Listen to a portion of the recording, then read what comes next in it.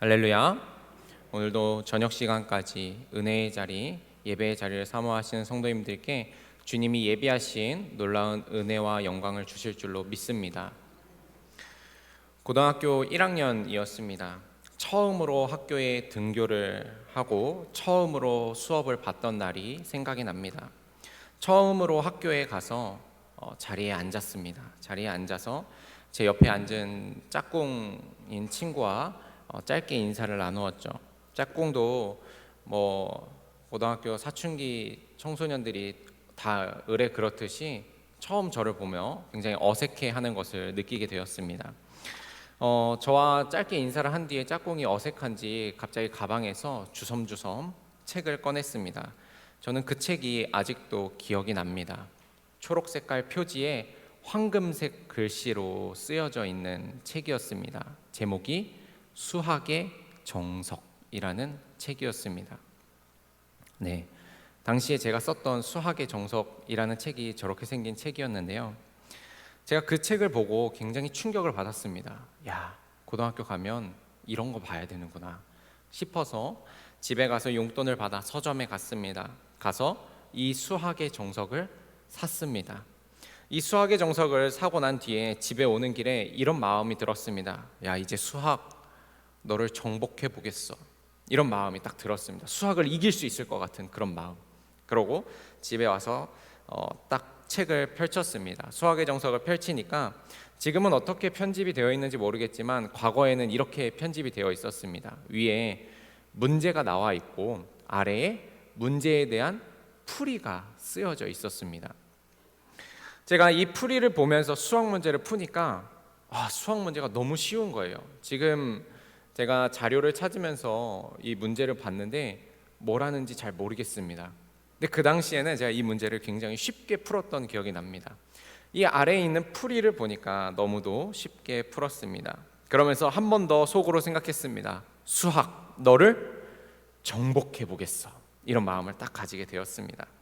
자, 그러고 난 뒤에 시간이 지나서 고등학교에서 처음으로 수능 모의고사를 보게 되었습니다. 모의고사를 열심히 보고 난 뒤에 그 성적표를 받았는데요.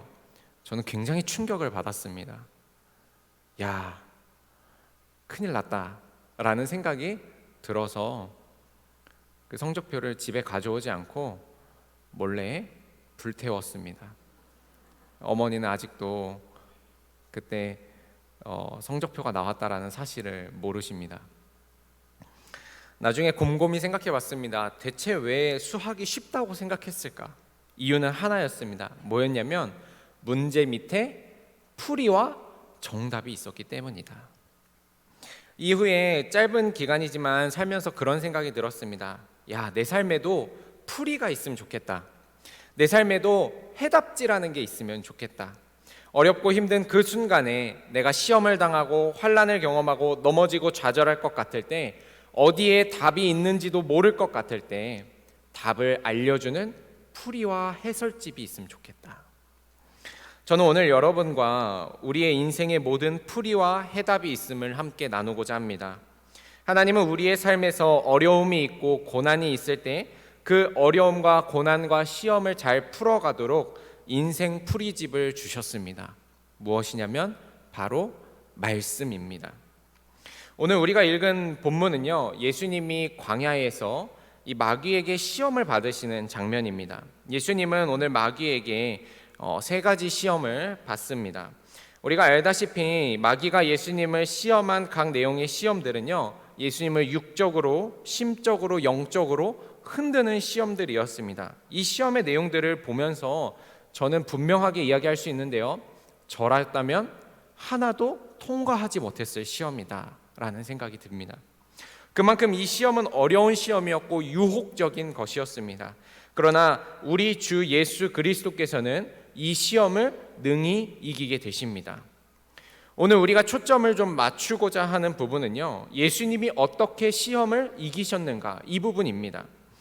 오늘의 말씀은 단순히 예수님이 시험을 받아서 이겼다라고 기록하지 않고 예수님이 어떤 시험을 받았고 또 그 시험들을 어떻게 이겼는지 아주 상세하게 기록하고 있습니다. 한 가지 궁금해졌습니다. 여러분 한번 생각해 보십시오. 이 이야기를 누가 했을까요?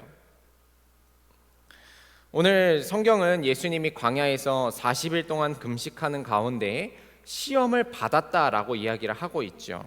이 이야기를 처음에 누가 했을까요? 이 성경을 쓴 사람도 이야기를 듣든지 보든지 어쨌든 머릿속에 이야기가 들어와야지 썼을 거 아닙니까?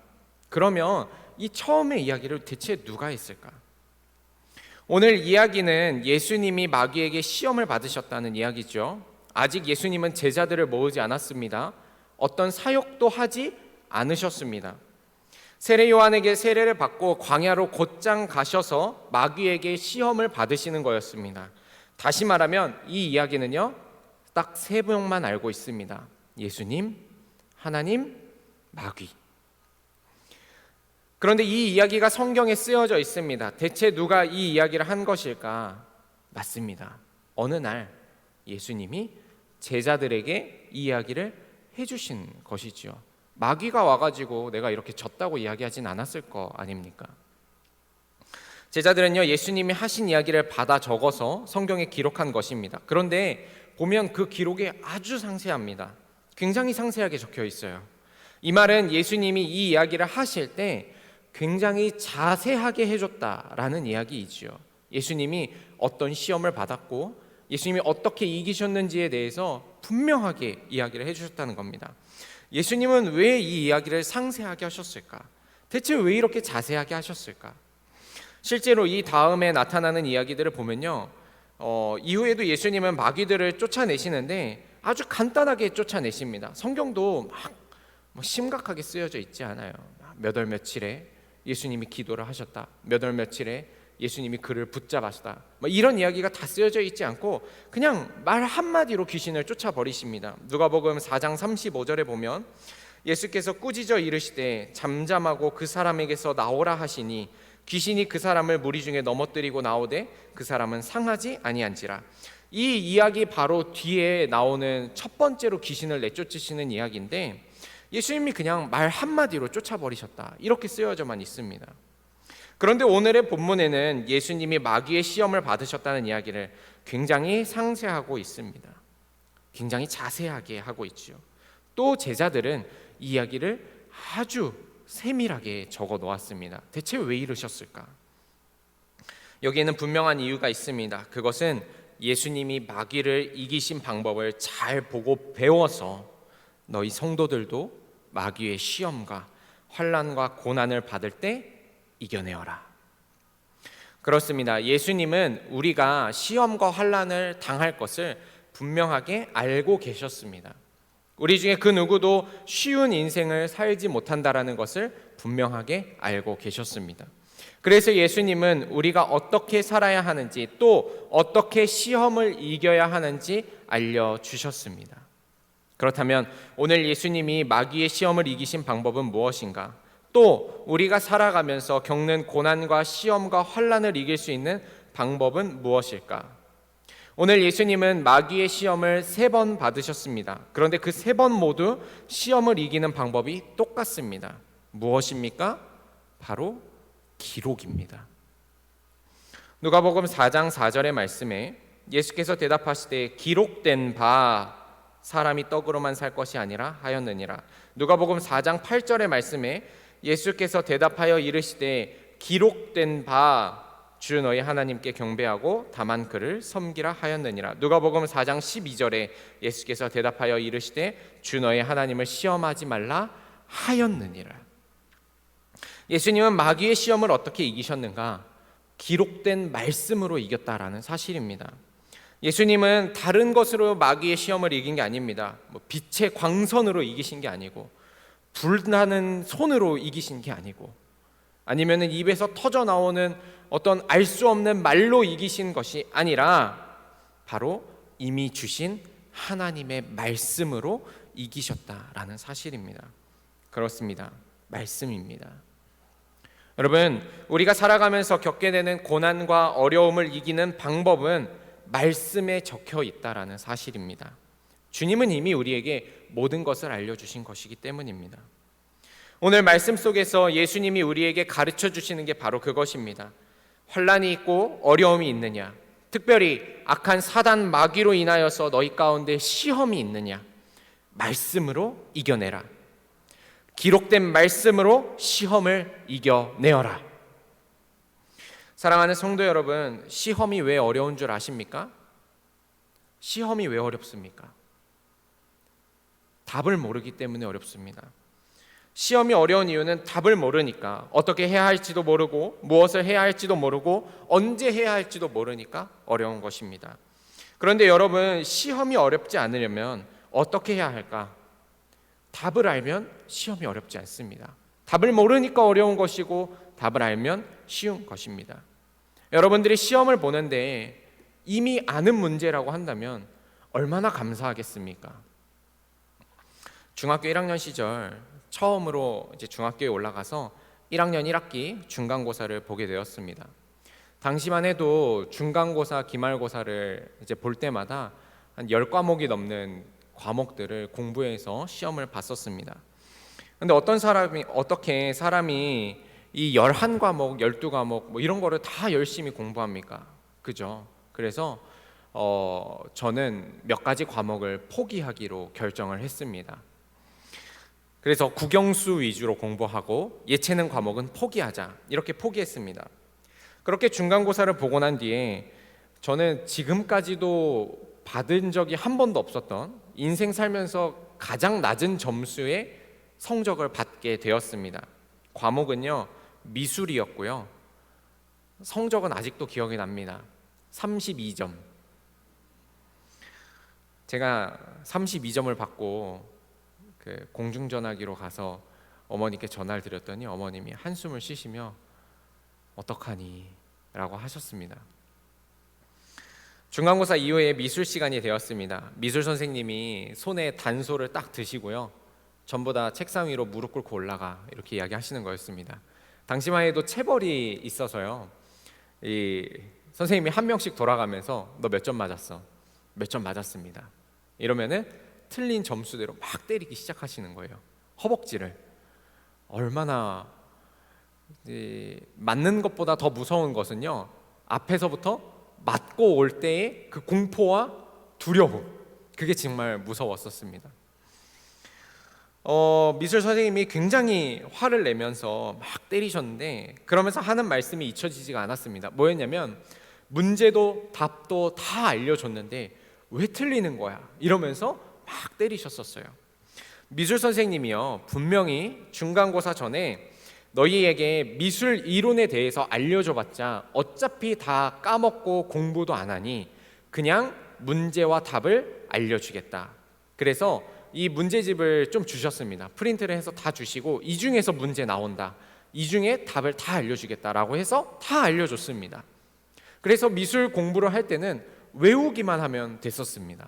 그런데 어떻게 했습니까? 저는 외우지 않았습니다.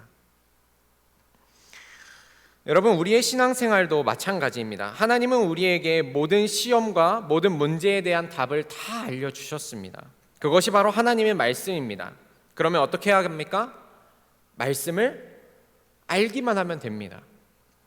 우리의 가장 큰 문제는 뭐냐면요, 답이 있는데도 보지 않는다라는 것에 있습니다.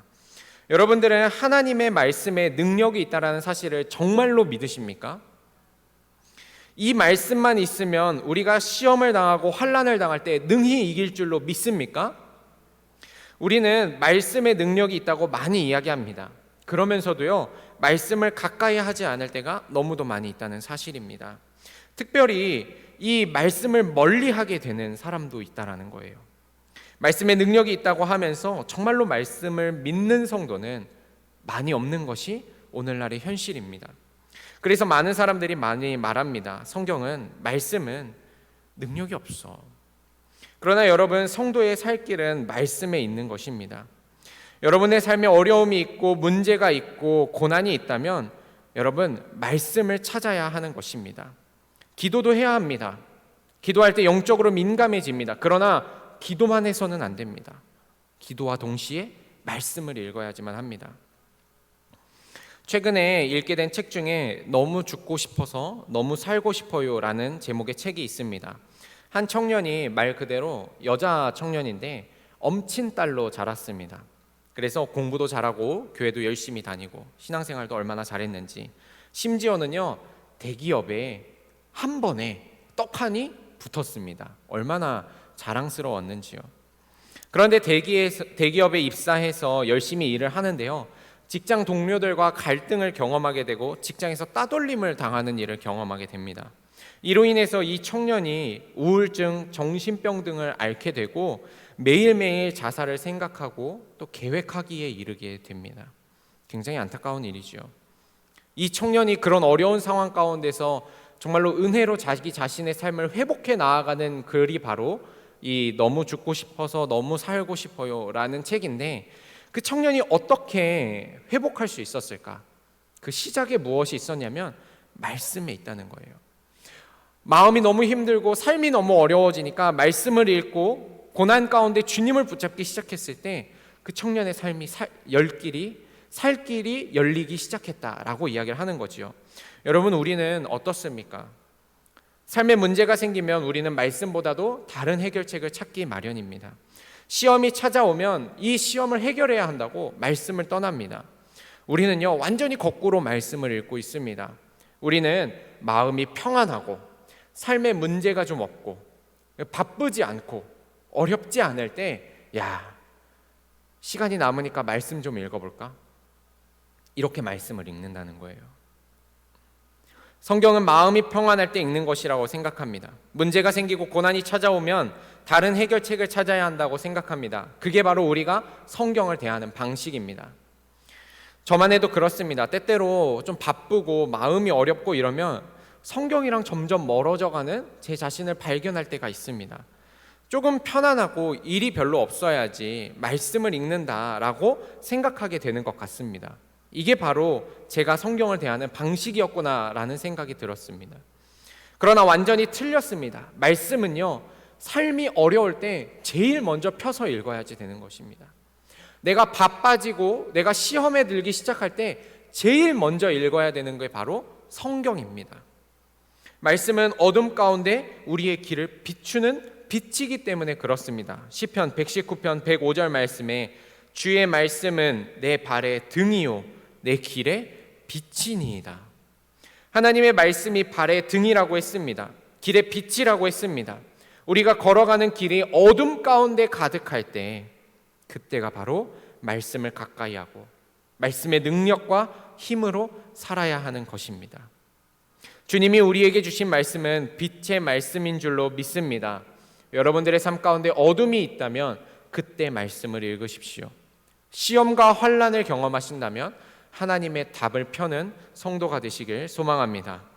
그렇다면 시험과 환난 속에서 빛이 되는 하나님의 말씀은 어떤 것일까? 우리는 말씀에 대해서 설교를 듣고 강조를 하면 이렇게 생각하지요. 이제부터 성경을 좀 읽어야겠다. 오늘 목사님이 또 성경 읽으시라고 하는구나. 맞는 말입니다. 성경은 기본적으로 읽어야지만 됩니다. 그러나 단순히 성경을 읽는 것만으로는 하나님의 능력을 체험하기 어려울 수 있습니다. 적어도 예수님이 우리에게 알려주시는 것은 단순히 성경을 읽는 것으로 그치는 게 아닙니다. 그렇다면 어떤 것을 알려주시는가? 말씀으로 내 삶을 분별하라라고 하는 걸 알려주십니다. 오늘 예수님이 계속해서 하신 일이 바로 그것입니다. 오늘 본문에서 마귀는 예수님을 유혹하는데요, 그 유혹은요 다른 유혹이 아니었어요. 무엇이었냐면 하나님의 방식과 뜻이 아닌 다른 길을 제시해 주는 거였습니다. 마귀가 제시하는 그 길은요 더 쉬운 길, 더 편안한 길, 더 옳고 맞는 것처럼 보이는 길, 그래서 많은 사람들이 걸어가는 그 길을 예수님에게 제시해 주고 있는 겁니다. 오늘 본문을 자세히 보십시오. 마귀는 먼저 예수님에게 돌이 떡이 되게 하라고 했습니다. 그러자 예수님은 사람이 떡으로만 살 것이 아니다라고 했습니다. 이 말씀이 의미하는 바가 무엇인가? 예수님은 말씀을 통해서 하나님의 뜻이 무엇인지 분별하셨다는 겁니다. 마귀는 예수님이 배가 고프니까 돌을 떡으로 만들어 먹으면 된다라는 길을 제시해 준 것이고, 예수님은 그 길을 보면서 아니다, 여기는 하나님의 사람이 갈 길이 아니다. 하나님의 사람은 떡으로만 사는 것이 아니다. 다시 말씀드리겠습니다. 예수님은 시험을 말씀으로 이기시는데 그 이기신 방식은 말씀을 통해서 하나님의 뜻을 분별하셨다. 두 번째 시험입니다. 마귀가 자기에게 절하면 세상의 모든 권위와 영광을 준다고 합니다. 얼마나 좋은 일입니까? 하지만 예수님은 하나님만을 경배하고 하나님만을 섬기라고 말씀에 써 있다라고 하시면서 마귀의 시험 속에서 하나님이 원하시는 것은 무엇인지를 분명하게 분별해냅니다. 세 번째도 마찬가지입니다. 마귀는 높은 성전 꼭대기에서 너가 떨어져서 하나님의 아들임을 증명하라고 했습니다. 여러분, 얼마나 멋진 일입니까? 누군가가 이 충주남북교회 위에 올라가서 십자가 탑 위에서 내가 메시아다 이러면서 딱 떨어졌는데 사람들이 보면서 비명을 지르는 거예요. 어떻게 깍! 근데 갑자기 하늘에서 천사가 내려와서 그 사람을 딱 붙잡으면 우리가 뭐라고 생각하겠습니까? 야, 인자가 온다고 하시더니 저분이시구나, 이렇게 생각하지 않겠습니까? 마귀가 제시한 게 바로 그겁니다. 그런데 예수님은 하나님을 시험하지 말라. 그것은 하나님의 방식이 아니다. 하나님의 뜻이 아니다. 이렇게 말씀으로 분별하시고 말씀으로 예수님이 걸어가야 될 길이 어디에 있는지를 분명하게 알고 계셨다라는 것을 말하는 것입니다.